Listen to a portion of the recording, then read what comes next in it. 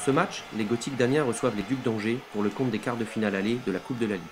Les Amiénois ont engrangé dans cette compétition 5 victoires pour une défaite.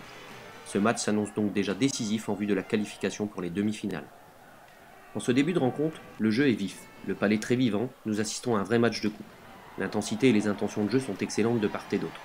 Les locaux en profitent pour prendre la main sur le match, dominent les visiteurs du soir et cela va finir par payer car ils vont ouvrir le score à un peu plus de la 3e minute par Kevin Berlin.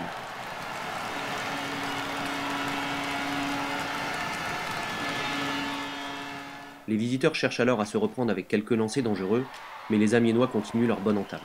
Ils en profitent alors pour concrétiser leurs efforts en powerplay. But des Gothiques par Martin Tomasek à la 16e minute, les Gothiques mènent 2-0.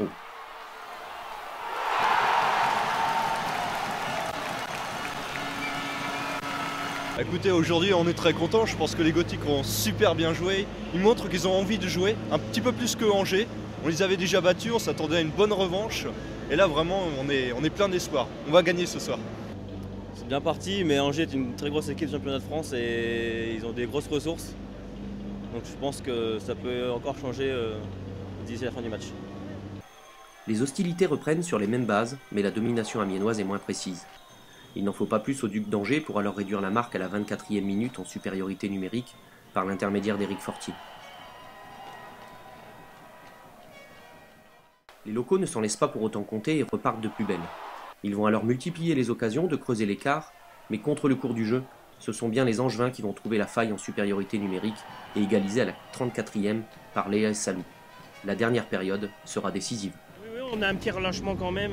On menait quand même 2-1 au deuxième tir, et puis on a repris un deuxième but, mais bon, des choses qui arrivent, mais je pense qu'au troisième tir, il devrait reprendre un petit peu de sécurité. Dans cette ultime période, les deux équipes se neutralisent, le jeu se durcit, les esprits s'échauffent et aucune des deux formations n'arrive à mettre la main sur le palais. Les locaux tentent de reprendre l'avantage, mais les Angevins essaient de garder le score. Plus rien ne se passera avant que le buzzer retentisse. Le match se termine donc sur ce score de parité, 2 buts partout. Écoutons à présent Grégory Béron. On joue le même jeu qu'eux. Là, on marque à 55, eux, ils n'ont pas mis de but à 55, donc on était meilleur qu'eux dans le jeu. Et c'est après, c'est le box-play, quoi. On l'a mal joué, le mec, il cherche toujours les petites passes. Ils ont eu un peu de chance sur le premier but, mais bon, il les joue bien et nous, on a mal défendu, quoi.